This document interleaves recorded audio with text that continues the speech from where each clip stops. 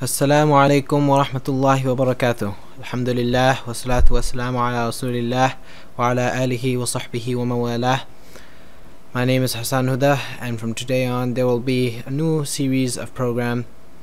It will be featuring the stories of Islam, and hopefully this will be for the youth, the young American English speaking youth.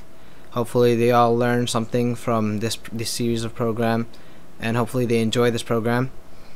Today's story will be about the story of Halima and her encounter with the Prophet Muhammad sallallahu alaihi wasallam.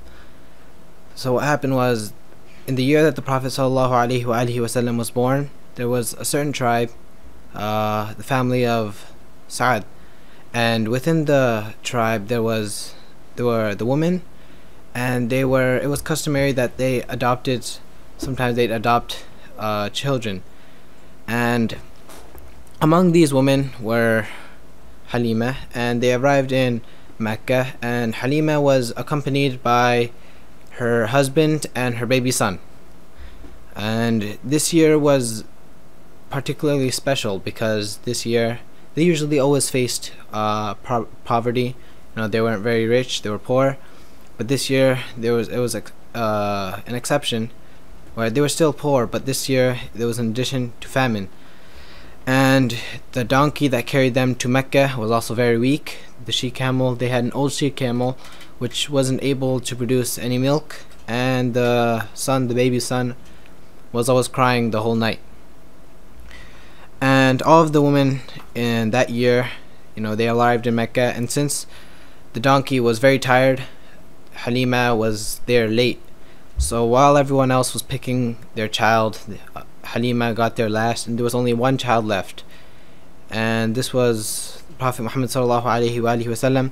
He was the only baby left, and nobody would take the Prophet sallallahu alaihi wasallam because it was customary that the fathers of the son, they would usually pay the foster mothers, the wet nurses, for taking care of them, as they were the foster mother. It was like a job, so they wouldn't take Muhammad sallallahu alaihi wasallam because he was an orphan. Abdullah passed away before he was even born, so there was no one to pay them, so they weren't going to get any pay. So nobody took Muhammad sallallahu alaihi wasallam. And since Muhammad sallallahu alaihi wasallam was the only one left, Halima decided that she would take the Prophet sallallahu alaihi wasallam, because she said that I don't like that I should be the only woman of our clan to return without a baby. I want to take that orphan. And her husband agreed, adding, perhaps it will be Allah will bless us because of him. And she also said that Muhammad sallallahu alaihi wasallam, later on, he was also a source that they also got many blessings.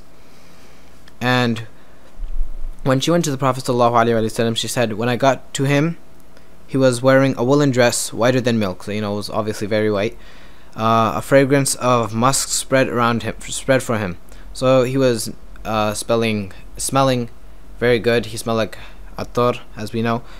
He lay on his back in sleep, underneath him a piece of green silk. I did not wake him because of his beauty and grace, but I came close to him and put my hand on his chest. And so it showed that Halima was very gentle when she came up to him, and she did not want to wake him up. And it says that he smiled and opened his eyes. And in another narration, it says that she saw nur coming from in between his eyes. So right away it showed that the Prophet sallallahu alaihi wasallam was something special. You don't have normally someone nur coming from between their eyes. And she said that I kissed him between his eyes and put him to my right breast, which gave him all the milk he wanted. Then I placed him on the left, but he refused. That was the way he always was. After he was satisfied, I gave my son, the baby son she brought with him, his fill. As soon as I brought him to my camp, both my breasts became pouring with milk. So the Prophet ﷺ, what happened was, Halima, she already gave the Prophet ﷺ milk, and then she also gave her own son, her own baby son who was crying the whole night, milk. But then when she returned to her camp, all of a sudden the milk came back to her. So yeah, she still had a lot of milk coming still there. And then it says, as soon as I brought him back to the camp, both my breasts were pouring with milk. By Allah's grace, Muhammad drank until he was satisfied, as did his brother. My husband went to our old camel for milk, and it was full. So it's saying that the old she camel, which was unable to produce any milk, the she camel started producing milk, and it had a lot of milk. It says that he milked enough for both of us to drink our fill, and we had a wonderful night. Later, my husband said, "Oh Halima, it looks like you had picked a blessed soul. We spent the first night in blessings and bounties, and Allah continues to give us more and more ever since we chose him. Allah bless him and give him peace." So this story shows that Muhammad sallallahu alaihi wasallam, even when he was young, he still was special. He still gave off all these blessings. Many people say that Prophet Muhammad sallallahu alaihi wasallam became a prophet when he was 40.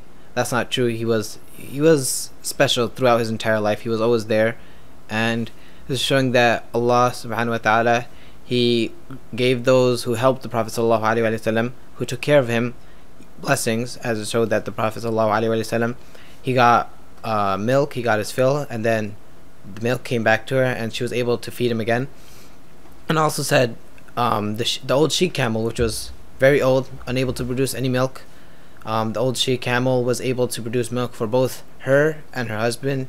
And also says that they had a wonderful night, which is a special thing because they were a poor family. It says they were in poverty, and this year was special because there was famine. So it's saying that the Prophet ﷺ, he was obviously a blessing to them. And yeah, that's all for today's story. Hopefully, inshallah, there will be another story tomorrow, and hopefully people learn something from today's story. Assalamu alaikum wa rahmatullahi wa barakatuh.